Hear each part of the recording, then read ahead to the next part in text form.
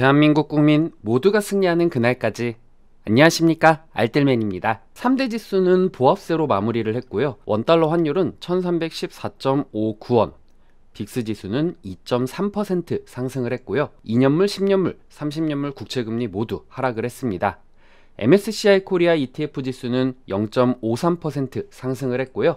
달러 지수는 마이너스 0.4% 하락을 했습니다. 우선 특징적인 주식들은 다음과 같습니다. 몽고DB는 최근 예상치를 상회하는 실적을 발표하고 4분기 낙관적인 수익 가이던스를 발표한 후에 주가가 23.23% 상승 마감을 했습니다. 온라인 자동차 딜러점인 카바나는 최대 채권자가 회사와 함께 협상하기로 한 후에 주가가 하락을 했는데요. 실망스러운 3분기 실적 발표한 후 파산 우려가 커지고 있습니다. 채권당 간의 협정은 블룸버그에서 처음 보도가 되면서 마이너스 42.92% 하락을 했습니다. 온라인 여행주들의 하락도 눈에 띄었는데요. 울프 리서치가 경기 후퇴 가능성에 대한 문제를 이유로 온라인 여행주들에 대해 주가 등급을 하락시키면서 이 주가들이 하락을 했습니다. 트립 어드바이저는 마이너스 6.4%, 익스피디아는 마이너스 6.3%, 부킹홀딩스는 마이너스 4.2%, 에어비앤비는 마이너스 1.7% 하락을 했습니다. 3분기 비농업 생산성 부분은 0.8%로 지난 분기 0.3%와 예상치 0.6%를 상회했습니다. 이는 올해 첫 증가세이며 개선된 부분입니다. 전일에 이어 중요한 일정을 앞두고 증시는 숨고르기를 하는 모습을 보였습니다. 특히 이렇게 조용한 분위기 속에서 전문가들의 의견이 전일과 마찬가지로 두드러지게 되었는데요. 우선 캐시우드 아크 인베스트먼트 창업자는 2년물과 10년물 간의 금리차가 대폭 확대된 점을 언급하면서 패드가 심각한 실수를 저지르고 있다는 채권 시장의 신호다라고 비판을 했습니다. 두 자릿수 인플레이션을 나타냈던 80년대 초보다 지금 수익률 곡선 역전이 더 심하다라면서 10년물 금리가 2년물을 밑도는 현상은 102거래일째 유지되고 있는 상황입니다. 시티도 30년물과 3년물의 장단기 금리 역전폭이 역대 최대 수준이라는 점을 지적하면서 경기 침체를 우려했습니다. 시장에서 3년물과 30년물의 금리가 역전되는 자체가 매우 드문 것으로 평가되고 있습니다. 뱅크 오브 아메리카의 브라이언 모이니안 CEO는 미국 경제의 경우 내년 상반기에는 역성장할 우려가 있으며 다만 역성장 수준이 강하지는 않을 것이다 라고 말을 했습니다. 다만 침체와는 별개로 뉴욕 증시가 크게 하락하지는 않을 것이다 라는 의견도 있었습니다.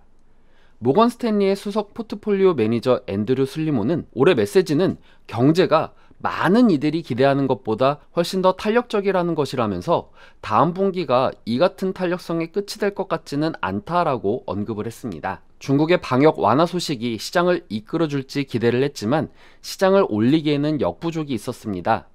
정부가 PCR 검사를 사실상 폐지하고 무증상자나 경증 감염자는 시설 격리 대신에 재택 치료를 허용하기로 하는 등 규제를 크게 완화시켰습니다.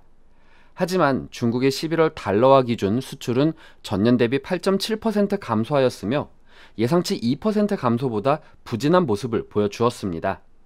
11월 수입도 10.6%로 예상치 4% 감소보다 크게 하회를 하면서 실망감을 보여주기도 했습니다. 원재재 가격 역시 혼조세를 보였는데요. 천연가스는 6.34%, 니켈은 5.28%, 귀리는 4.27% 상승을 했고 난방유는 마이너스 4.62%, 런던 가스오일은 마이너스 4.06% 하락을 했습니다. 패드워치에 의하면 연준이 12월 회의에서 금리를 50bp 인상할 확률은 74.7%, 75bp 인상할 확률은 25.3%로 나타났습니다. 1월물 서부 텍사스산 원유 WTI 가격은 전장보다 2.24달러 하락한 배럴당 72.01달러, 3.02% 하락 마감을 했습니다. 중국이 코로나 봉쇄로 조치를 완화하였으나 중국의 수출입 지표가 크게 악화되면서 봉쇄 효과를 상쇄시켰습니다.